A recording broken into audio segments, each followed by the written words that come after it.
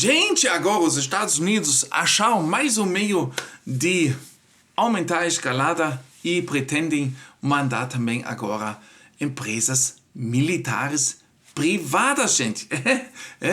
A custo do governo americano. Não, a custo do povo americano, gente?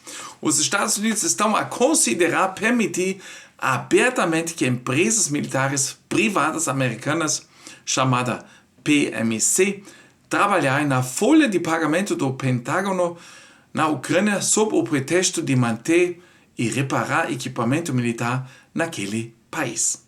Bombas, né, gente? O primeiro-ministro polaco Tusk admitiu no final de maio que há algumas tropas lá na Ucrânia. Quero dizer, ele melhorou soldados. Alguns soldados lá, observadores, engenheiros. Portanto, esse desenvolvimento em si não seria novidade.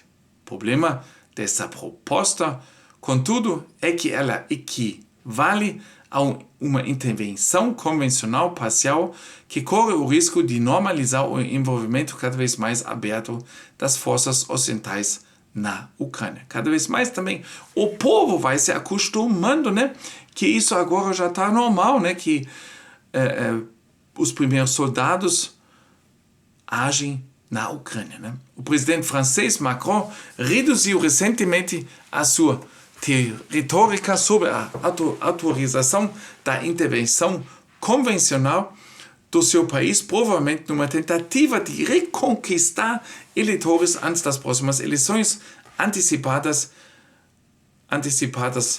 Mas notícias recentes mostram que os Estados Unidos estão agora a flertar com esse cenário. Eu acredito também que isso também não vai ajudar o Macronzinho, não, gente. Ele pode até ir um passo atrás, né? Mas o povo está com outra ideia na mente. As autoridades russas prometeram repetidamente atacar todas as forças estrangeiras no país. E a possibilidade de que um grande número desses militares privados americanos possam em breve ser mortos pela Rússia. Tal como a Rússia eliminou várias dezenas de militares privados franceses em janeiro. Poderia ser usado como pretexto também pelos Estados Unidos. Usado para escalada adicional. Por um lado, o presidente Putin está a atrasar a escalada como evidenciado pela sua resposta morna ao recente bombardeamento de banhistas na Ucrânia apoiada pelos Estados Unidos, pelo fornecimento de armas dos Estados Unidos. Mas, por outro lado, não pode ficar de braços cruzados enquanto essas empresas militares privadas põem em perigo as tropas russas. Deveria, portanto, presumir-se que provavelmente se tornarão alvos prioritários, mesmo que apenas por razões de prestígio, e na esperança de que as mortes potencialmente de alto perfil de alguns políticos russos coloquem mais pressão sobre os Estados Unidos para mudarem as suas políticas e mudarem esse conflito. É pouco provável que os democratas fiquem de braços cruzados enquanto a Rússia mata os militares privados do seu país. Nem abandonariam, essa política, tão pouco depois de ter sido anunciada, pelo que seria de esperar uma escalada. Os observadores só podem especular sobre que forma isso poderá assumir. Mas a questão é que a implementação da proposta para permitir abertamente que as empresas militares privadas americanas trabalhem na Ucrânia na folha de pagamento do Pentágono e para manter o equipamento dos Estados Unidos está destinado a matar russos, representa uma nova nível de envolvimento no conflito. O desastre de de exor da Rússia, no qual os Estados Unidos supostamente treinaram numerosos militares privados. Wagner, no início de 2018, ocorreu antes de a relação desse grupo com o Departamento de Defesa ter sido formalmente reconhecido por ambos os lados. Assim, o cenário estava preparado para a Rússia acalmar a escalada, não se sentindo pressionada a responder ao que estava acontecendo, mas esse não seria o caso se a Rússia matasse militares privados americanos na Ucrânia que estavam oficialmente na folha de pagamentos do Pentágono, depois de o governo ter mudado formalmente a sua posição. Tá entendendo? Colocando firmas privadas, mas na folha do Pentágono, muda a situação. Sendo pagos pelo Pentágono, quer dizer, eles já fazem parte, né?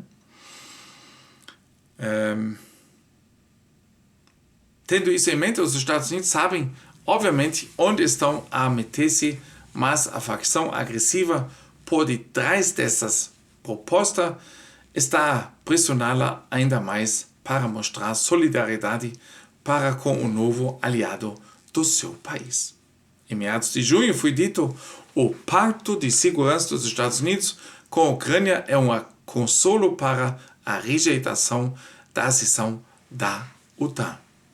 E uma semana depois, mais defesa aérea e ataques transfronteiriços não mudarão a dinâmica do conflito na Ucrânia.